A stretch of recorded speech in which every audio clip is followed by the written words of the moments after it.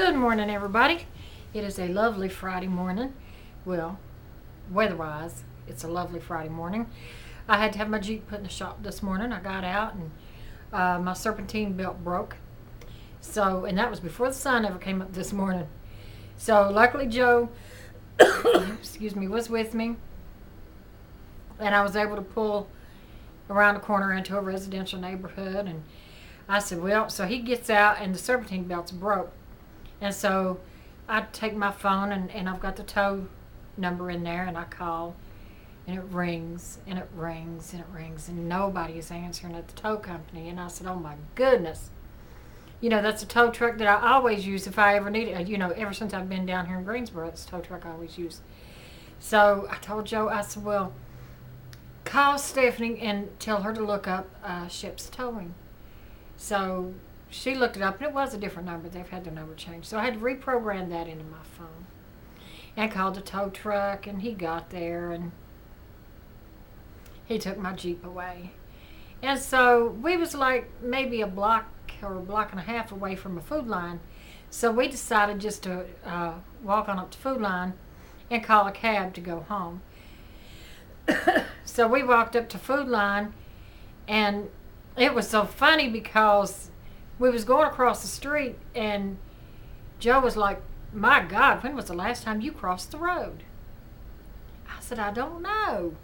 And then I got to thinking about it, and I said, the last time I actually crossed the street, the last time my feet touched the roadway to cross it, was in 2001, because it was right after 9/11, and I had my husband's truck for some reason. I don't know why I wasn't driving my car that day, but I know I was in his truck. And I had gone to Food Line. It was a different Food Line. And the kids lived in some apartments right across from it where they happened to be in the store too. And so I come out and I couldn't get his truck to start. And so I called in the store and I told Joe, you need to come out here because I can't get the truck to start. And at that time, it's right after 9/11. And there's this car that pulls up beside of me, and this Muslim man comes up and asked me what the problem was, and I told him, I said, I can't get it started. He thought it might be the fuel pump. He was telling me to try to start it, and I said, okay. And his wife was sitting in the car, and she had, one of these scarves on and stuff, so I'm being helped by a Muslim. And he got up under the truck, and then I got to thinking to myself, oh, Lord, I'm not a prejudiced person, but that ran through my mind. I had to shake that off. And I thought, but he wasn't able to get it fixed. So anyway, Joe comes out of the store, and I had to walk across the road to their apartment. And I called a cab from there, and I went home. But anyway, so we went up to the Food Line, and after we got done shopping, I only got 2 little bags. So we called a cab, and on the way home, I told Joe, I started digging my pocketbook. I said, I better make sure I've got my extra set of keys with me. I said, because I would hate for y'all to drop me off and the cab take you home, which they live on the other end of the park. I said, and then I get up to the door and I don't have any keys, and then you have to walk all the way down here with your keys just so you can let me into my house. And we laughed about that. So the cab drops me off. Joe goes on home, and then I didn't have anything perishable, so I just set my bags down on the counter and started making me something to eat. And Joe called me. He said, I don't know what you got in those bags you've got, but I got your bags here. I said, what?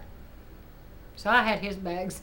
So he had to turn around and walk with my bags all the way down here to my house anyway, and then turn around and walk back up to his house. And that was funny. But a funny thing happened when we was crossing the street right down from that Food Line.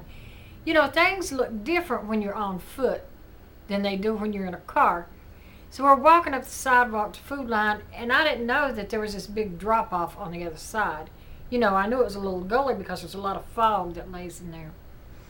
But there's a real big drop-off, and you can see this, like a little creek down there, and then the big water pipe, and a lot of grass and brush. And I was looking, and I said, I did not know that it was that far down.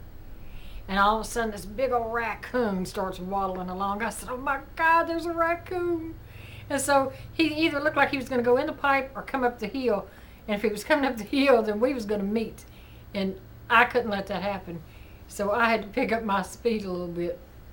And even though it was only a block and a half, that walk wore me out. I mean, I'm on my feet all day at work, but that walk wore me out today because half of it was on a slightly uphill grade, and it just wore me out. I think I need a nap, but I can't take a nap because now I gotta wait for Sheps to call me, and I hope they get my Jeep fixed today. And but if not, I've already got my plans for the weekend as far as back and forth to work goes. But I hope I get it today. It was in there early enough, and I know that's all that's wrong with it. So we will see. Anyway, y'all don't care about this, and you're probably saying, hurry up and finish that video already. And so I'm just sitting here rambling, keep my mind busy. Now I'm going to get on Facebook and play some Words with Friends. Now, for those of you who have never played that game, you need to try it, because I used to get invitations to it all the time, and I would ignore them. I thought, I don't want to play that. But now I'm so hooked on it, I don't even play my other games anymore. I play one other game, and I only play that once a week, just so I can get a high score and beat everybody that I play with. Isn't that selfish? Just that way I can just keep in practice. Anyway, you don't care about that either. Anyway, I'm going to go play me some Words with Friends. And until next time, bye-bye.